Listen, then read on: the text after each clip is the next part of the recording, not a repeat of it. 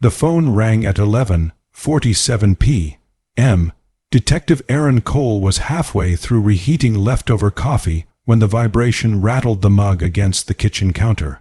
He stared at the screen, already uneasy. "Unknown number. Calls that late never carried good news. Cole," he answered. For a moment there was only breathing on the other end, ragged, shallow, like someone running while trying not to cry. "Aaron, it's me." His spine stiffened. He hadn't heard her voice in almost 8 years, but he recognized it instantly. "Maya," he said. "Maya Lynn, where have you? I don't have much time." She cut in. Her whisper trembled, threaded with fear. "You have to listen. If anything happens to me, it wasn't an accident." The microwave beeped behind him. Aaron ignored it. "Maya, slow down. Where are you right now?" "I can't tell you that." A pause. "They're closer than I thought." "Who is they?" Another pause. Longer this time. When she spoke again, her voice dropped to a near whisper. "The people who killed Daniel." Aaron's stomach turned cold. Daniel Wu, journalist, whistleblower, Maya's fiancé, declared a suicide 3 years ago after he supposedly jumped from his apartment balcony. A case Aaron never believed. "Maya, Daniel's case was closed. I know," she said bitterly. "That's why I'm calling you, because the truth never was." Something thudded on the other end, like a door slamming or a footstep too close. "Maya," Aaron said sharply, "listen to me. You need to go to the nearest police station right now." A short, panicked laugh escaped her. "I can't. They are the police." Silence. Aaron's pulse thundered in his ears. "Tell me what you know." She inhaled shakily. Daniel uncovered a laundering network. Construction companies, city contracts, shell charities. He hid the evidence. "Split it up. I helped him." "Where is it now?" "I don't have it anymore. Someone took it." Her voice cracked. "But I know who ordered his death, and mine. Maya, I need you to promise me something," she said urgently. "If I disappear, don't believe what they say. Don't stop looking." The sound of hurried footsteps filled the line. A muffled male voice barked something unintelligible. "Maya, get out of there," Aaron said. "Right now." "I can't," she whispered. "Aaron, I'm sorry I disappeared before. I was trying to protect you."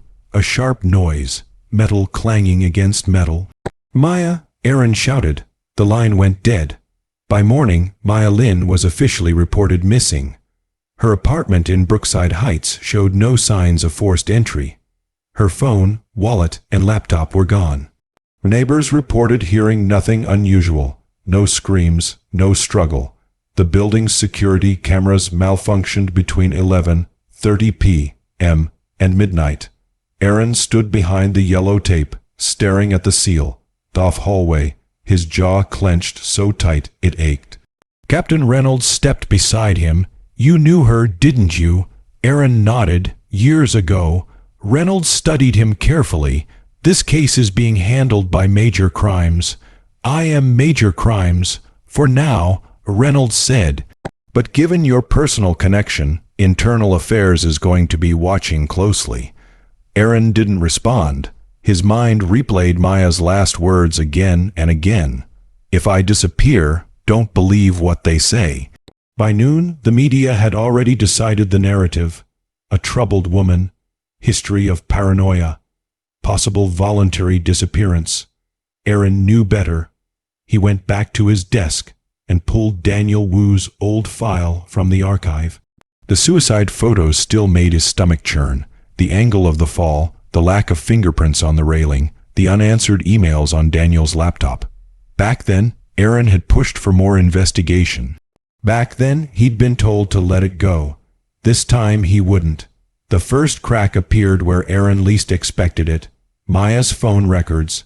Though her phone was missing, the carrier logs showed her last outgoing call 11:47 p.m. to him, but there was also a second call, placed 2 minutes earlier, 30 seconds long.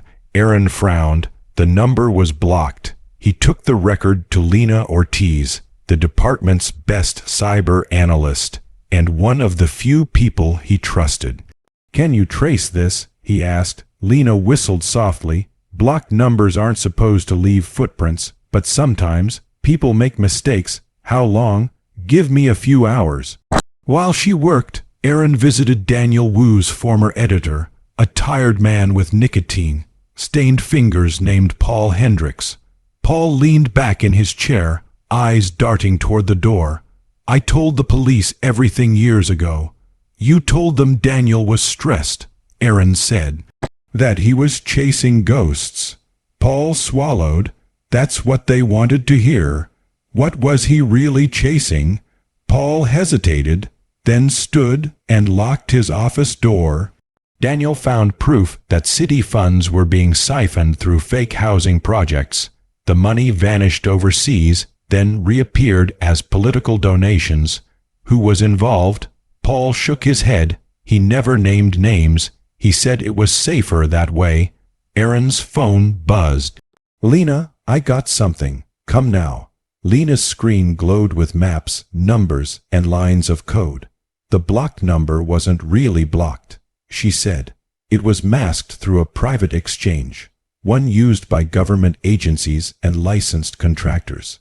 Erin's blood ran cold. Police, or someone who wants to look like police.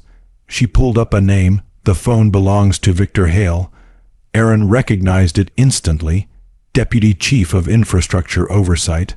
A man with spotless press photos and a reputation for philanthropy. And guess what?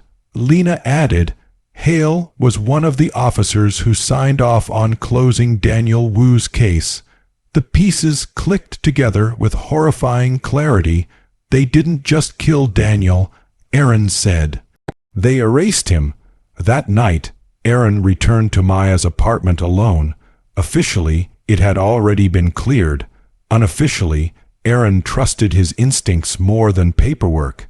He checked the vents, the light fixtures, the baseboards. Then he noticed the bookshelf, slightly uneven, one shelf deeper than the others. Behind it, taped to the wall, was a folded piece of paper, a bus schedule. At first glance, it looked ordinary, but certain times were circled, numbers lightly underlined. Coordinates.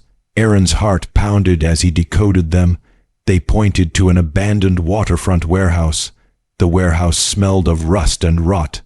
Moonlight sliced through broken windows, illuminating dust motes in the air.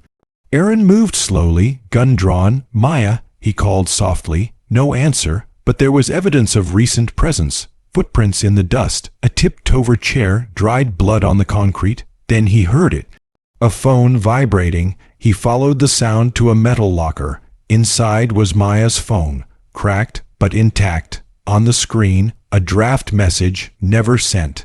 If you're reading this, they found me.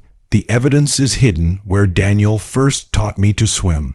Erin closed his eyes. The old public pool, condemned 10 years ago. They were waiting for him there, not in uniform, but suits. Victor Hale stepped forward, smiling thinly. Detective Cole, always admired your persistence.